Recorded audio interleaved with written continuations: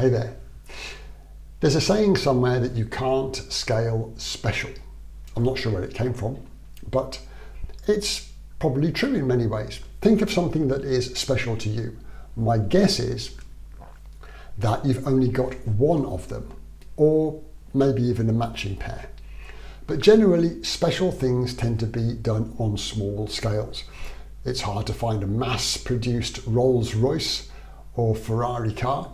So what about business though? Don't we have to scale and serve more customers?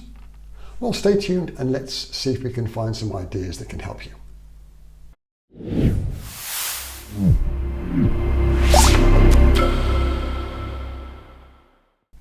Hey there, Ian here once again, and it's a pleasure to be able to be with you. I hope this is catching you happy, healthy and strong. Yes, it is difficult to be special on a large scale, but it can be done.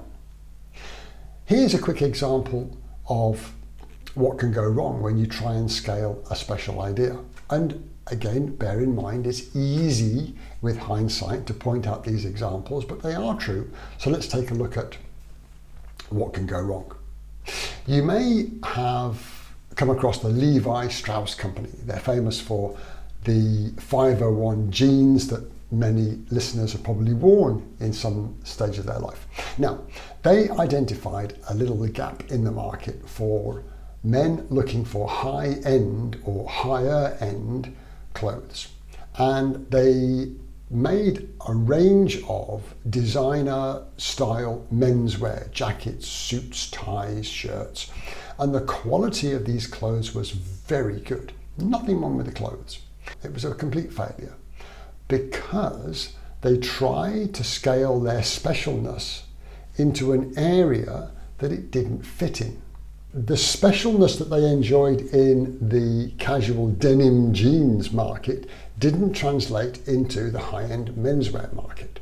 So how about you? How do we scale?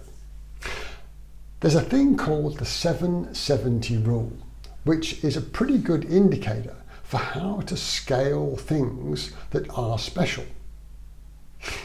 I like talking about Apple, and I know that you're not a $1 trillion company, but you can probably relate to the brand, and that's why I use that example. When they became the world's most valuable company, just before Steve Jobs passed away, they had around about 5% of the global market of smartphones, 5%, and yet they had more than 50% of the profit. They are quite a high-end brand, you can say, Apple, but at the other end of the scale, it also works. If you look at IKEA, which many of you maybe have shopped at one stage in your life, they are at the economy brand or the economy end of the scale. And yet their global market reach in terms of the full furniture market is around about 7%. So the 770 rule works this way. Think of a slice of the market that is probably no more than 7% of the total addressable market in your space. But that 7% you can dominate to the extent of having 70%, 70% of that one slice. So when you look at Apple's customers, that fit their particular profile, it's a very small number, but at the time they dominated that slice. Flat pack furniture for IKEA, that is a small amount of the total furniture market, but in that slice they dominate. So how do we scale special? Step one is to think about what you are good at, what you are really, really good at.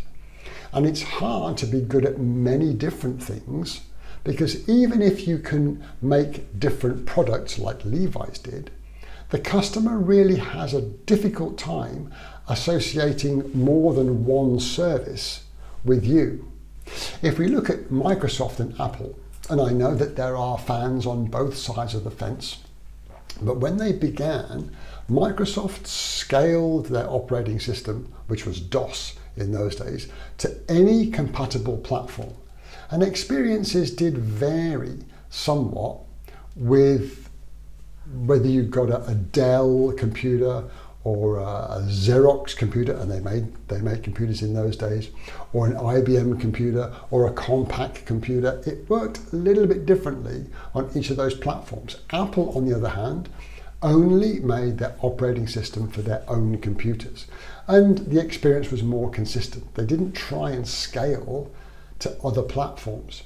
Now, just fast forward, just a quick note, Apple have had some problems with their products when you talk about AI and the implementation of that, and Microsoft has got its act together a little bit more in recent years. But coming back to how do you scale special? Think of what you're really, really good at. And then the key is to take that slice into many different regions that fit your profile. A company called CJ Advertising are an advertising and consulting firm that only specialize in personal injury legal firms.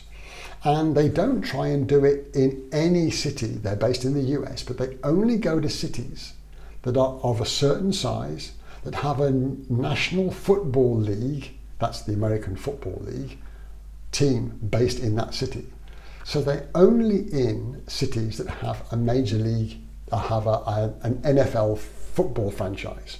So they're highly specialized with the profile of firms and the location that they serve.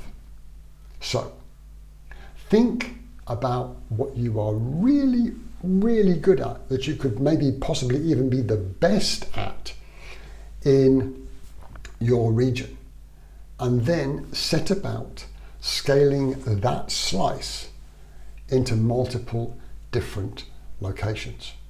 And then you don't dilute your specialness, you keep that, but you get to scale your business, serve more customers, and benefit your own team in a sustainable way. I really hope that did make sense and give you some ideas. Don't try and be many things to many people. It generally doesn't work. I hope that gave you some ideas. And until we speak again, take care of each other.